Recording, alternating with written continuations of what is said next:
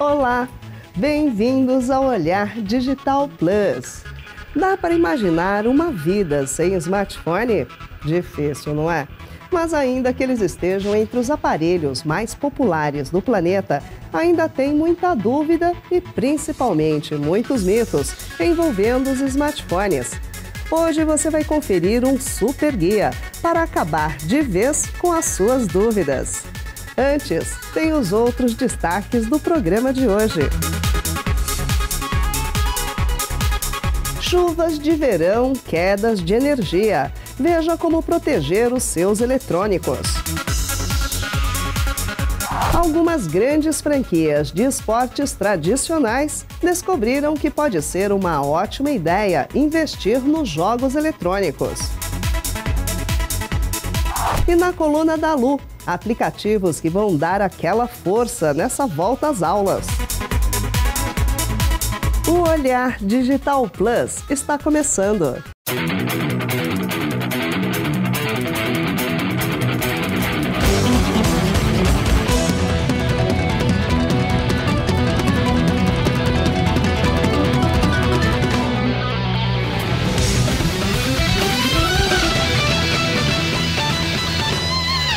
Verão é época de temporais de norte a sul do Brasil. Com a chuva que cai do céu, chegam também as oscilações na energia elétrica e elas podem ser fatais para os seus eletrônicos. Veja agora o que fazer para proteger o seu patrimônio digital. O prejuízo pode ser grande. Você já pensou? Perder uma TV nova, um ar-condicionado ou até um computador por causa de uma simples pane elétrica? A situação é mais comum do que se imagina. E se você não quiser fazer parte dessa estatística, conheça 4 dispositivos que prometem ser os anjos da guarda dos seus eletrônicos em casos de surtos elétricos.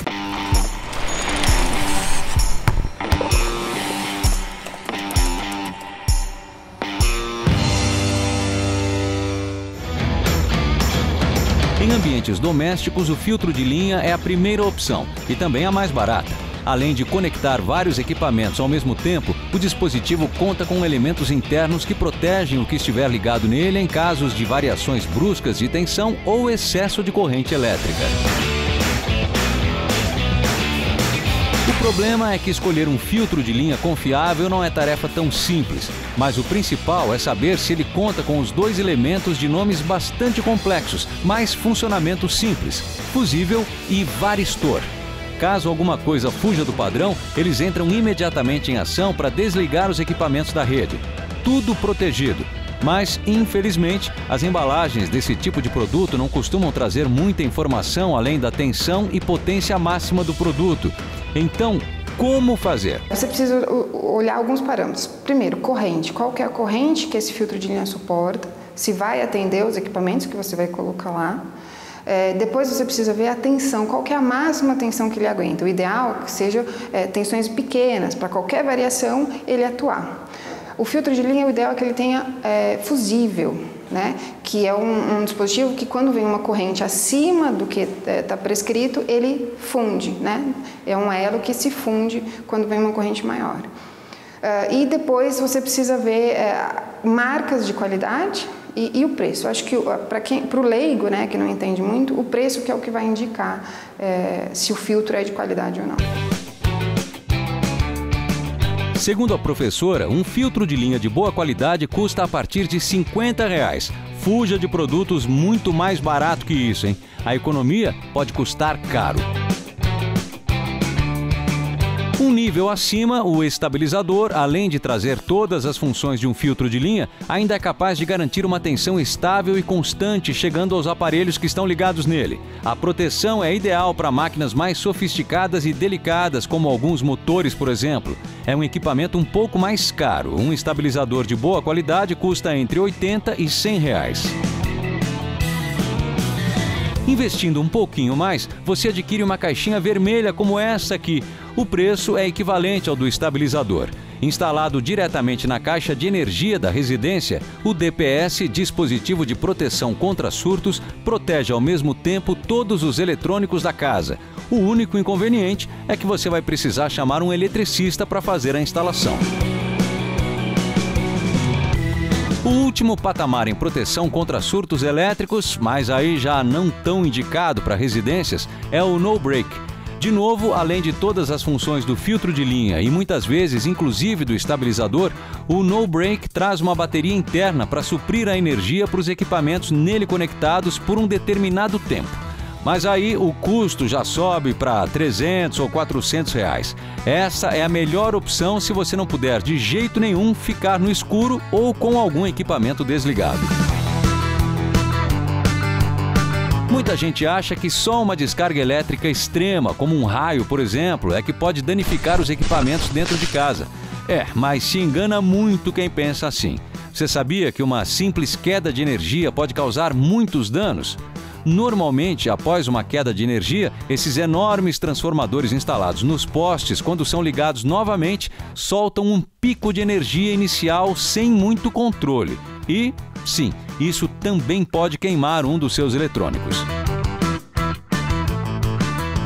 Então, o indicado é, quando acabou a energia, desligar todos os equipamentos, esperar a rede estabelecer, se restabelecer, a energia voltar e logo depois aí você pode religar os equipamentos. Não deixar os equipamentos ligados e esperar a rede voltar, porque às vezes pode vir um surto durante o religamento. Alguns equipamentos mais modernos, como TVs e computadores, trazem um bom nível de proteção já embutido, seja nele próprio ou na fonte de energia que vai na tomada.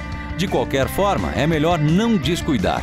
E para evitar aquela dor no bolso, é melhor pecar pelo excesso de cuidados, né? Fica a dica, hein?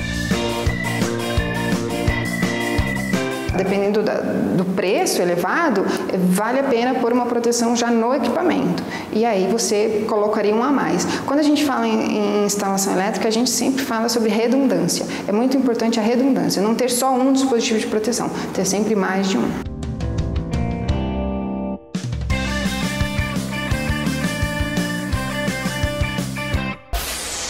Daqui a pouco tem os mitos e as verdades em torno do seu smartphone. Tem também as dicas da Lu para a volta às aulas com tecnologia. E já nesse próximo bloco, tem os esportes eletrônicos, que começam a receber grandes investimentos do esporte tradicional. O Olhar Digital Plus volta já.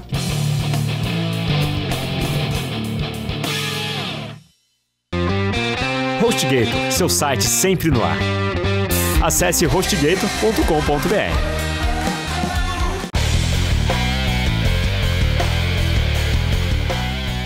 Os jogos eletrônicos vêm registrando crescimentos tão fortes que até, adivinhem, o esporte tradicional resolveu entrar na jogada. Vários clubes e outras entidades resolveram ampliar sua atuação para dentro das quadras e dos campos virtuais.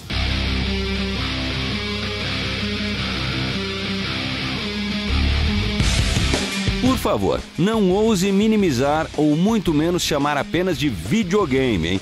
Os jogos eletrônicos, não todos é claro, ganharam há alguns anos um novo status que transformou o que era mera diversão em esporte. É isso aí, esporte com E maiúsculo, assim como o atletismo, o basquete, a natação e o futebol. O sucesso é tamanho que o Comitê de Candidaturas da Olimpíada de 2024, que vai ser disputada em Paris, na França, já estuda a possível inclusão do eSports nos jogos. Você sabia dessa?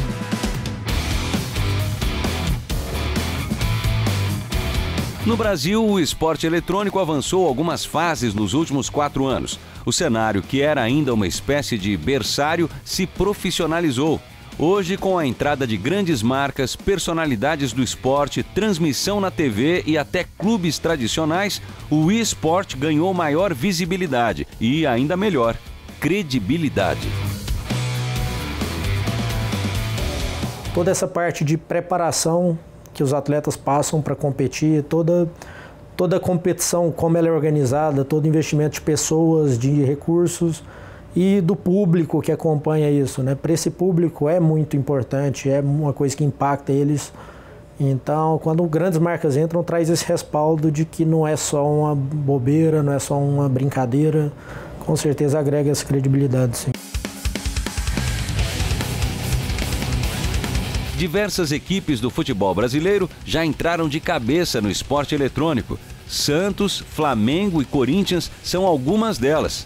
Por outro lado, Ronaldo Fenômeno, ao lado de André Acari, o maior jogador de pôquer do país, compraram parte de uma das principais equipes do Brasil e, claro, injetaram uma boa grana nesse pessoal. Ações como estas fortalecem o esporte e, mais do que isso, ajudam a modalidade a crescer mais rapidamente. É um negócio que está em crescimento financeiramente falando, né? Então, no mundo todo. Então eu acho que entra como uma aposta, né? Entra um investimento agora para daqui a alguns anos colher os frutos disso. Eu acho que o interesse das marcas é falar com esse público.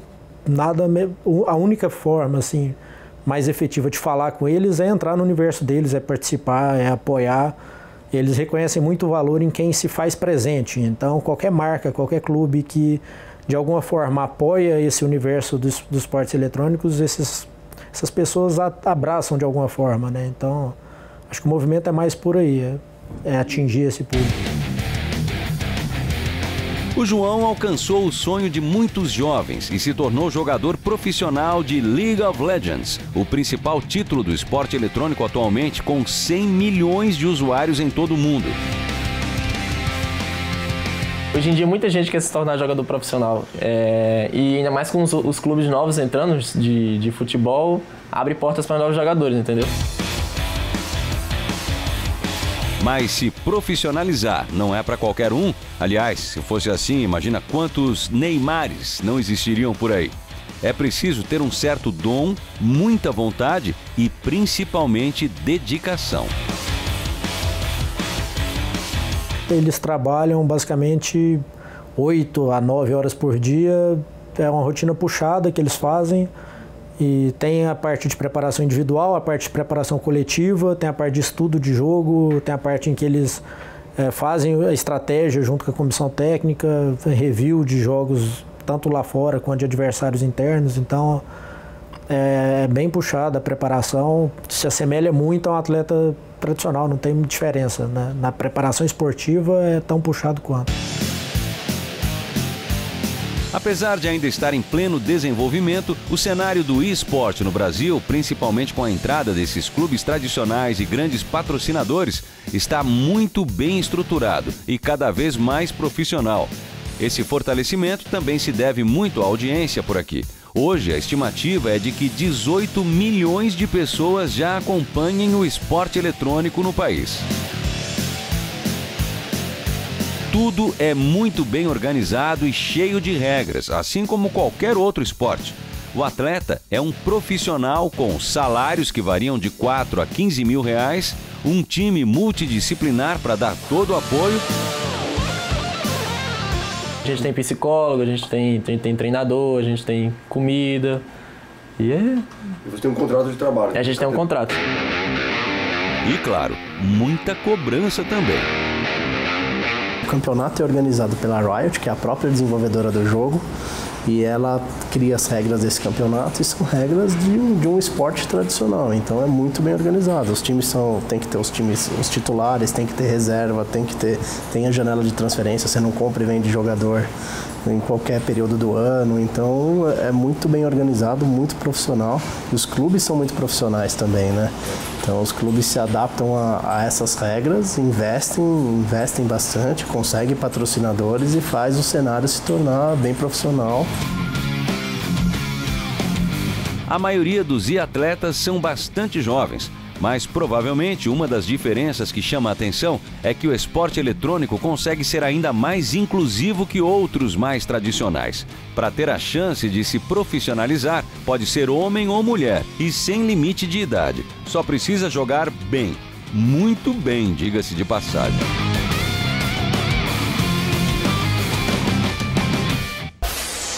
Volta às aulas. Época de desafios para pais e também para alunos. Pensando nisso, a Lu, nossa colunista e especialista em descomplicar a tecnologia, pesquisou vários aplicativos que podem ser uma mão na roda nessa época. Oi, Lu, vamos às dicas? Oi, Marisa. Oi, gente. É hora de descomplicar a tecnologia.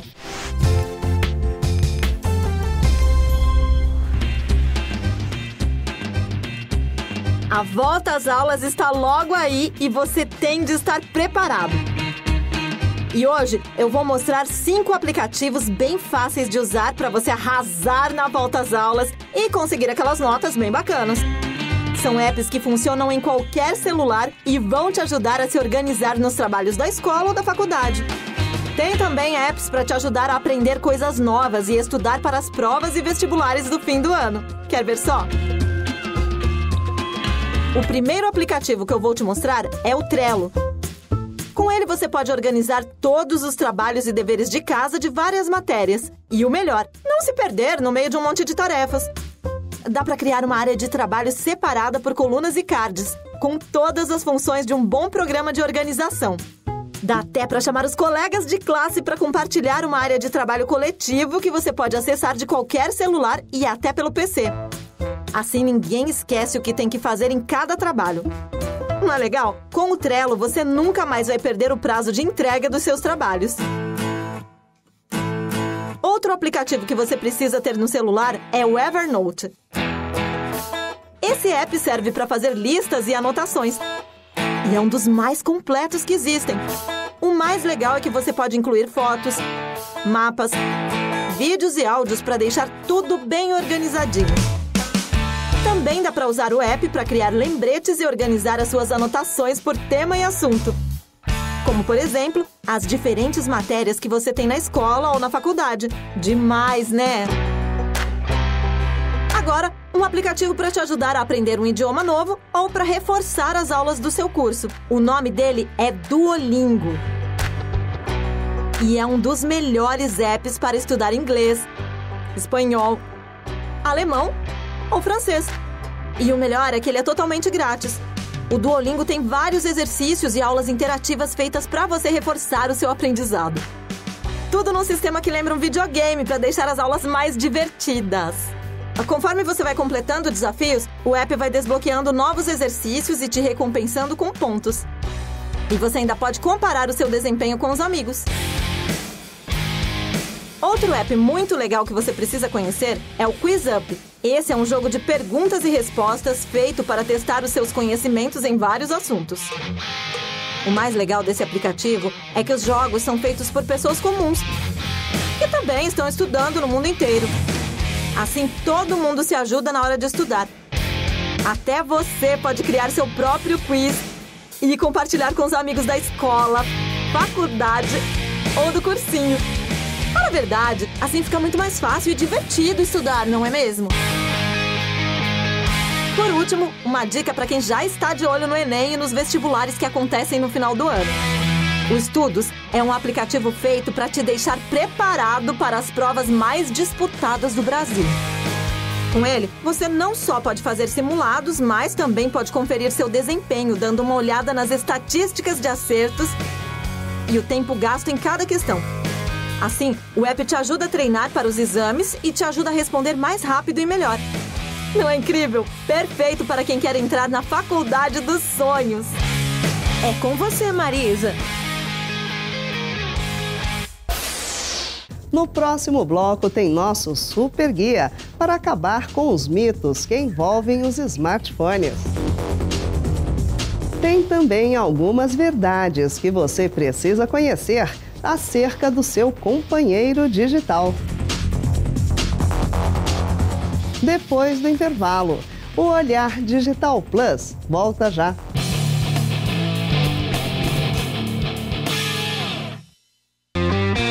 HostGator, seu site sempre no ar.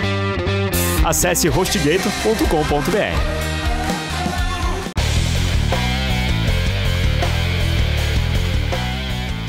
Tem um monte de mitos e também de verdades em torno dos smartphones. será que você precisa mesmo sempre completar a carga da bateria?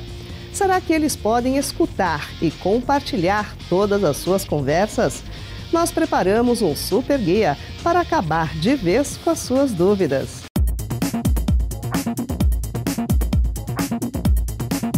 Certamente você já ouviu falar em alguma dessas coisas, verdadeiros mitos populares. Será que funciona mesmo colocar o celular em um pote de arroz se o aparelho cair na água?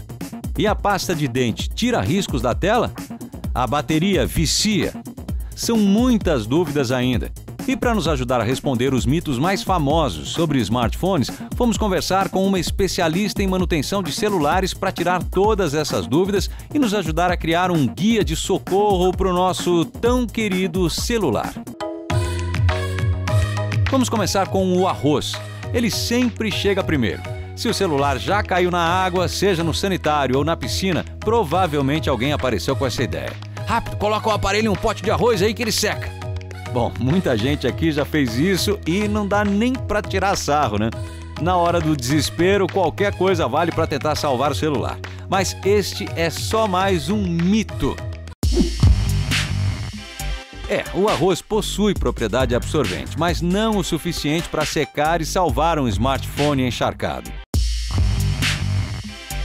O arroz até puxa um pouco da água, mas é uma água muito superficial. É uma água que fica aqui no conector do fone de ouvido ou no de bateria. E a água que prejudica o aparelho é a água que está aqui em cima, aqui no meio da placa. Essa água ele não vai sugar, não tem jeito. Então isso só realmente abrindo o aparelho e fazendo um procedimento que a gente chama de banho químico. Existem tipos de água onde ele cai. Se for na água do mar, aí tem que ser mais rápido ainda, porque o sal corrói e a gente muitas vezes não vai conseguir recuperar o aparelho. Se for água doce, consegue. Se o seu telefone mergulhar e, claro, não for à prova d'água, a primeira coisa é não tentar ligar o aparelho. E atenção, hein? Não ligue na tomada. Caiu na água, deixe o telefone desligado e procure uma assistência técnica. É o melhor a fazer. Arroz não resolve. Por um caso menos desesperador, outro grande mito é o uso de pasta de dente para tentar tirar riscos da tela. Seria ótimo se fosse assim, né? Mas não é não, viu?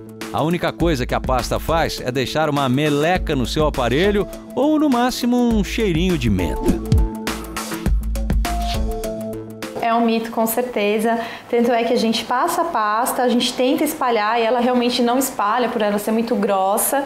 E depois você tem que passar um pano para limpar. Quando você passa esse pano úmido para limpar, você remove a pasta por completo, ou seja, não resolveu o problema. E ainda existe o risco dessa pasta entrar na camada do LCD e piorar, porque se ela viesse, o produto químico da pasta vier afetar o LCD, você pode até causar uma mancha no seu LCD. Uma troca de vidro, dependendo do modelo do smartphone, custa entre R$ 250 e R$ 700. É um prejuízo, claro, mas o valor ainda é 50% menor do que o custo de uma tela nova. Para evitar esse tipo de desastre, o melhor mesmo é escolher uma película protetora de qualidade. Custa muito menos. Por falar em tela, essa informação não é mito não, hein? Usar o smartphone com a tela trincada ou rachada pode sim prejudicar o funcionamento do aparelho. Muita gente costuma continuar usando o telefone normalmente com a tela rachada. O celular pode continuar funcionando se o touch, aquela parte sensível ao toque da tela, não tiver sido prejudicada. Mas a indicação é não usar o aparelho com a tela rachada. Acredite, as coisas podem ficar muito piores do que já estão. Se o seu LCD está igual a esse caso aqui, onde não existe nenhuma mancha, a gente consegue trocar só o vidro. E aí você acaba economizando porque eu não troco a tela completa. Se o vidro tá trincado e o touch está respondendo, ele consegue continuar usando. A grande questão é, não se deve continuar usando quando o vidro está trincado, porque o vidro está solto. Então cada vez que você põe o aparelho no bolso, esse vidro pressiona o LCD para dentro e ele tende a causar manchas no LCD. Se causar manchas no LCD, eu já não tenho mais opção de trocar só o vidro. Eu já vou ter que trocar a tela completa. Aí a dor no bolso é muito maior. Se a troca de vidro custa entre R$ 250 e R$ 700, substituir o LCD, a tela do aparelho, sai a partir de R$ 700, podendo chegar até R$ 1.600. Mas as principais dúvidas ainda são sobre o funcionamento das baterias. Bateria vicia? Mito. Isso acontecia com as antigas baterias de níquel. Hoje, isso não acontece mais em razão das baterias serem de íon de lítio. Então, fica tranquilo, pode carregar seu celular quando você quiser. O mesmo motivo derruba outro mito, de que a bateria precisa ser usada até o final para ser recarregada. Nada disso. As baterias atuais não precisam cumprir esses ciclos completos de carga e descarga, não. Aliás, outra dúvida é se o telefone precisa ser retirado da tomada quando a bateria atingir os 100%. Bom, aí depende. Deixar o celular na tomada depois de completamente carregado não compromete o aparelho desde que você esteja usando o carregador original do telefone ou algum outro de boa procedência. Carregadores piratas ou de má qualidade não identificam quando a bateria atinge os 100% e continuam passando corrente para o aparelho. Isso sim é perigoso. O carregador pirata, ele não tem um sistema que identifica quando o aparelho já atingiu 100% de bateria e ele continua passando corrente para aquele aparelho. A gente tem aí na internet diversos vídeos de gente que deixou o aparelho carregando, que pegou fogo. Muitos deixam ali embaixo do travesseiro ou em lugares onde ele superaquece e ele realmente, a bateria pode inchar e pode também estourar. Por último, em pleno verão, é comum ver muita gente resfriando o celular na ventoinha do ar-condicionado do carro. Será que isso é bom? Isso sim é verdade. O resfriamento forçado reduz a velocidade das reações químicas da bateria. Isso não significa que a bateria vá durar mais naquele dia, mas que certamente a vida útil do seu smartphone vai ser prolongada. Então aproveite as nossas dicas e curta ao máximo e com segurança o seu smartphone preferido.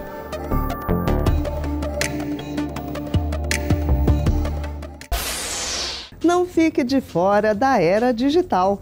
Acesse olhardigital.com.br e assine as nossas newsletters. Você pode escolher entre a nossa newsletter geral e diária ou nossa newsletter de negócios semanal. Se preferir, fique com as duas. O cadastro é rápido e fácil. Aproveite! Semana que vem tem mais. Eu espero por você. Olhar Digital. O futuro passa primeiro aqui. Tchau!